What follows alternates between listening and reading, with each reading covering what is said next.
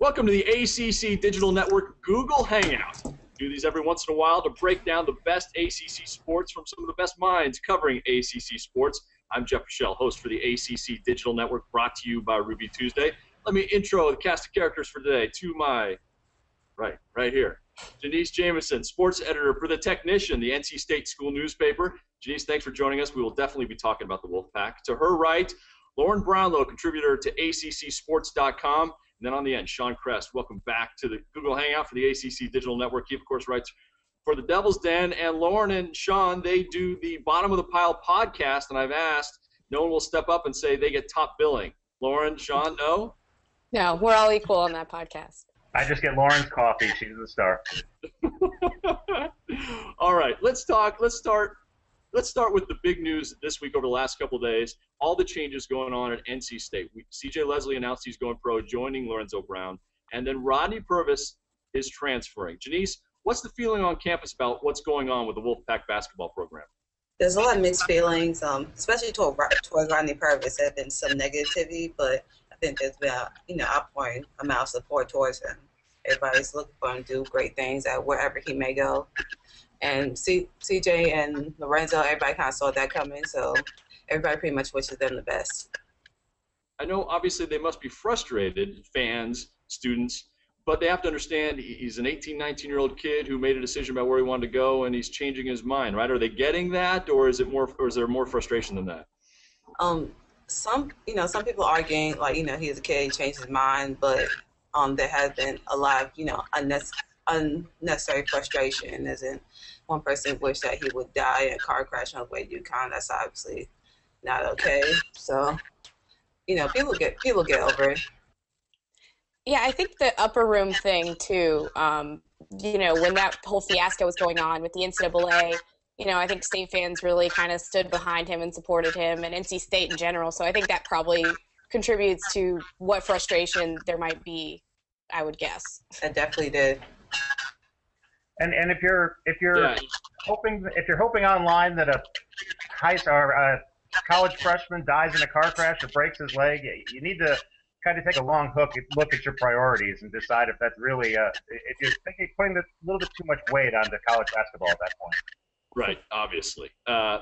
Jeniece, now that I'm sure the school must be wondering, hey, all 5 guys who had the most starts this season are gone. Where is this program right now? Jeniece, what's the feeling about where this program is? The program is in a state of transition. Tyler Lewis coming back. He's the only one that really received any significant play time toward the end of the season. And T.J. Warren's status is also in limbo right now between going to the NBA draft and staying here. You're going to be looking at Cat Barber coming in, likely take up the point guard spot, and Ralston Turner being eligible, and he transferred from LSU. And then you also have B.J. Anya and Kyle Washington coming in on the man down the post spot. So it could be T.J. Warren's team next year, but you never know. Lauren and Shawn, you guys talk about all the schools in the Triangle. What's your sense of what Wolfpack Nation has gone through the last couple of weeks? Yeah, it's been difficult. There's just a lot of kind of news coming out, not all of it good, and they had the thing where Mark Gottfried may or may not have take the UCLA job, and obviously he didn't. And but yeah, I think there's been a lot of kind of not great news, and potentially more to come, I guess. So yeah, I think they're all kind of a little anxious right now, understandably. So yeah, I don't know how much more could go wrong, but whenever you say that, something else happens. So. And you look at the start of the season, back in October, they were picked number 1 in the league. C.J. Leslie was the preseason player of the year, and basically that was the high point of their season. It's been a very frustrating year and a very frustrating end to it here for NC State. And like Lauren said, it may not be over depending on what happens to T.J. Warren. Shawn, that's exactly where I was going next. Lauren, what do you think? Did this team underachieve?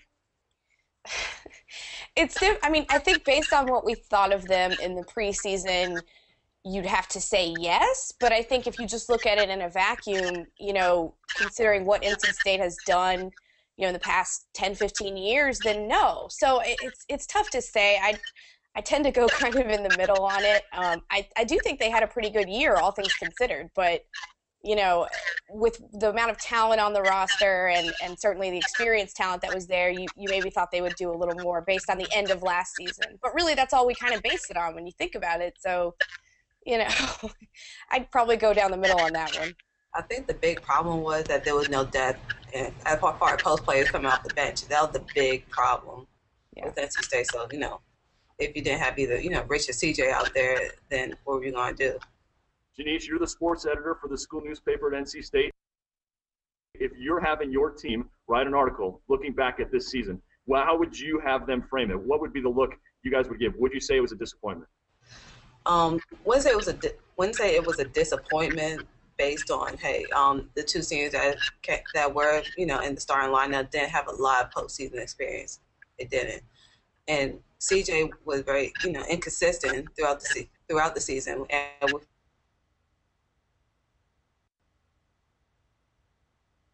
we saw that last season's big disappointment, but they did perform you know, I think people who were close to the program, that was the expectation that they would be maybe a top 4 team in the ACC, but getting eliminated the first round of the NCAA tournament, nobody could have predicted that. Expectations are tough to meet sometimes. They've certainly they've gotten a lot of wins the last 2 seasons from Mark Gottfried, even though there is this sense amongst Wolfpack Nation that they might have not done as well as they had hoped.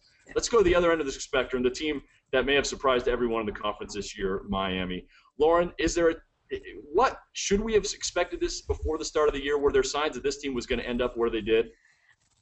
You know, yeah, maybe they had a lot of experienced talent, and the thing about Miami is, I think, at least for us in the media, that every year, you know, we go to media day and they've got great talkers and they charm us into thinking, oh, wow, they're going to be really good. And every year they just kind of let us down and disappoint us. So nobody really wanted to trust Miami, I don't think. There was kind of that sense of like, okay, you tell us this every year, whatever. But, you know, I mean, it all kind of came together for them. I think Larinagas made a big difference for them, obviously. And, I think that it was a great year for their program. Now where it goes from here, you know, I don't know. But, you know, this year was great for them and kind of huge for that program in general. Yeah, Shawn, is this a one-year wonder kind of team, or can they build on this year?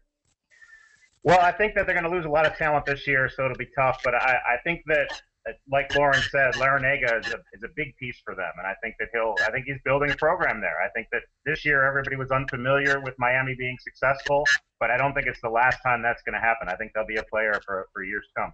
All right, all of you, give me a sense. Shane Larkin stays or goes. Shawn, I'll start with you. Oh, I think he's going to go. He doesn't have anything left to prove in the ACC. Lauren, what do you think? I hope for his sake he goes. He's going to have a rough year next year if he stays. The website I usually look at for draft stuff is draftexpress.com. They have him 30th, actually above Lorenzo Brown. So, I mean, yeah, I think you have to go if you're Larkin. It's just going to get worse next year. So, Jeniece, what do you think? I think he should go. You know, you lose a lot of talent at Miami too. So, what reason is there to stay? You have nothing left to prove. Won the ACC outright, won the tournament outright. So, why? So we saw Florida State do it last year, Miami do it this year. Who's the Miami next year? Who's the surprise team? Jeniece, what do you think? It's to a certain extent, I want to say Maryland, but Alex Len is probably going to leave, so it all depends on his status. Lauren, you want to jump in? The surprise team next year? I think that's a good choice, Maryland, but I don't know. I mean, if you want to go like really surprised, if Georgia Tech can put it all together and kind of figure out who can score and you know who they want to use in the rotation and whatnot, I could maybe see that. But if we're going like really surprising, but Shawn, you have a big surprise you're looking at? I'm going even more surprising than that. I don't know if they're going to win the league, but I think Boston College will be a pretty big factor next year. They're young, they're talented, and they look really good. They were putting it together in the ACC tournament, and with Olivia Hamlin, they can go as far as he can take them. He could be Eric Green next year. I must confess, Boston College has been my pick as well over the last couple of weeks on ACC Live. Jeniece, you brought up Alex Len. We talk about Shane Larkin going pro. Alex Len, I take it you guys all agree Len's probably gone. Does anyone disagree with that statement? Nope.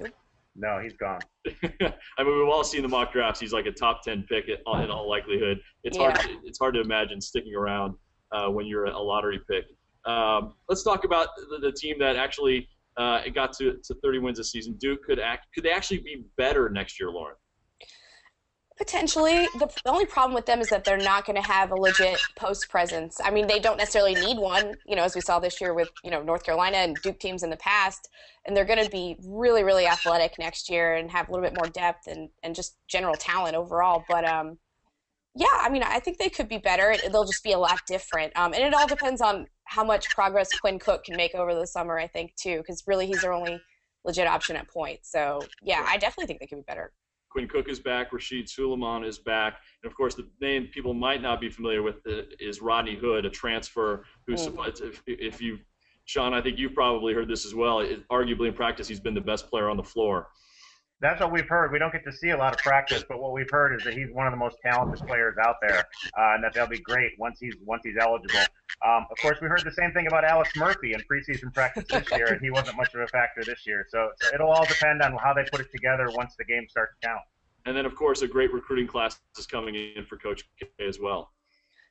Yeah, right. I will say this, though. We did see Hood at the late-night scrimmage, I think it was, and we saw him at a few other kind of open practice situations. And, yeah, I mean, he's as advertised. So, all right, let's move over to Chapel Hill and Carolina. Again, we're talking about some big names that could stay or go. Lauren, I'll start with you. James Michael McAdoo, is he staying or going?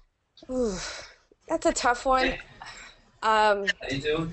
Right now, I see him projected on the Draft Express website as 18th. I don't know. I mean, that's a little lower than he was projected at last year. In theory, he could come back and maybe improve his stock or whatever. But I don't know. That's the toughest call to me, I think, of all the Carolina guys. I have a weird feeling he'll probably go just while the getting is good, I guess. But who knows? If he came back, maybe he could improve his stock even more. I don't know. So. Jeniece, watching this from the perspective of the Wolfpack, any of those Carolina guys you want to see out of there? P.J. Hairston, Reggie Bullock, James Michael McAdoo? P.J. Hairston. He's been the X factor for them, especially, towards the end of the season. So, coming from a Wolfpack perspective, would love to see him go. But I think with one more year in college, it would do him a lot. Do a lot good for him going to the NBA. Shawn, what's your sense? Any of those three guys, should they go? Do you think they'll be gone? I think McAdoo is probably going to go. I think that from his perspective, he stayed 1 year, and look what it cost him. He's not going to want to stay another one. I think Bullock and Hairston will be good pros, but I think they need another year in college. I don't think they're ready for the grind of the pros yet. They need to work on their game a little bit more. To reset, we're doing an ACC Google Hangout here on the ACC Digital Network, brought to you by Ruby Tuesday. I'm Jeff Fischel, along with Jeniece, Jamison, Shawn Krest, and Lauren Brownlow, talking ACC hoops, wrapping up the season with this roundtable. Talking about North Carolina right now. Shawn, I'm looking right at you as you're the big guy on the screen. JB in the booth keeps pushing buttons, and I see Shawn right now in front of me. Shawn, how good is Carolina if all the guys come back? If all the guys come back, I think they're one of their preseason top five. I think that they put things together with the small lineup this year. I think those big men are going to improve. We didn't see a lot of them this season, but I think that nothing improves a big man like age.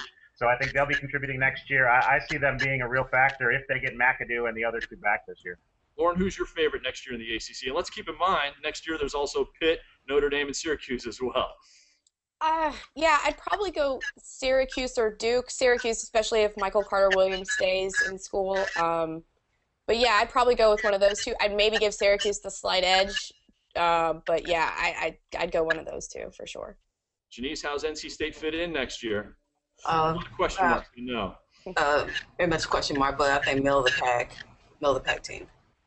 Is it hard for Wolfpack Nation now to accept that they might be back to middle of the pack and questionable about getting into the NCAA tournament after these last 2 years? No, it's not really hard to imagine because NC State has been here before. And, usually when NC State has high expectations, things don't pan out that way. So, and Wolfpack Nation is sadly used to disappointment. Oh. Let's look ahead a couple of years when Louisville also joins the conference. I think I've heard people say it will be the equivalent of SEC football, ACC basketball. Do you guys all agree with that? It's going to be the conference everyone's going to be watching when it comes to basketball. Yeah. Yeah, now the Big East is breaking up. The only problem is we said that with football, and then the powers that were supposed to be good kind of fell back, and so I hope that's the case, but ACC fans are also used to disappointment, I guess. So let's hope it pans out like it's supposed to. It does sound like Jim Boeheim is going to stick around, so he does get to visit the great food establishments throughout the Southeast. Plenty of Denny's, yes. Shawn, give me your top team next year in the ACC. Hoops. I'm going with Duke. I think that with Hood and with the guys they have coming back, and you mentioned the recruiting class with Parker and Jones coming in, they've got the most talent of anybody in the league. So I give Duke the edge just because I don't think Carter Williams is coming back for Syracuse. How about, so nationally, what do you think Duke preseason rankings next year? Are they top 5?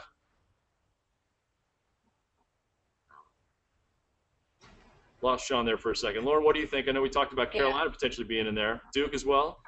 Yeah, I think so. I think they proved enough this year. And like I said, with all the talent they're going to have on that roster, I think they'll be preseason, at least top 10, if not top 5. So. Right.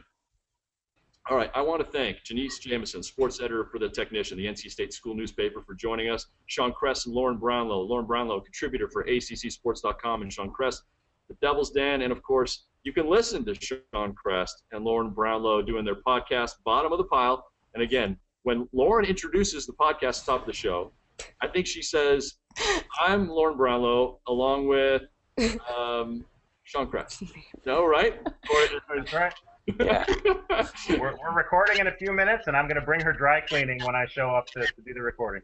Yeah, make it snappy. All right, guys. Thanks again for joining us on this Google Hangout on the ACC Digital Network, brought to you by Ruby Tuesday.